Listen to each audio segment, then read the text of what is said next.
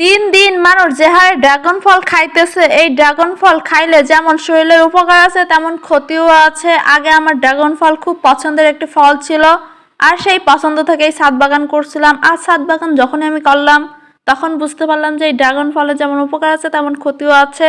বিস্তারিত আজকে সবকিছু নিয়ে আপনাদের সাথে শেয়ার করব।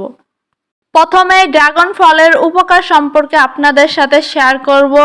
অনেক দিনের শখ ছিল যে আমার ছাদ বাগানে একটা ড্রাগন বাগান থাকবে, আর সে ড্রাগন বাগান করতে আমি সক্ষম হয়েছি আলহামদুলিল্লাহ।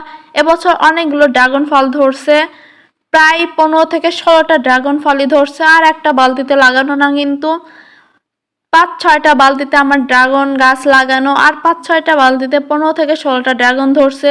ছোট থেকে বড় সবারই কিন্তু ড্রাগন ফল অনেক পছন্দের, পেকে গেলে একদম লাল হয়ে যায় আর নরম মিষ্টি হয়, এই জন্য খেতে সবারই ভালো লাগে। আর বিশেষ করে এই ড্রাগন ফুল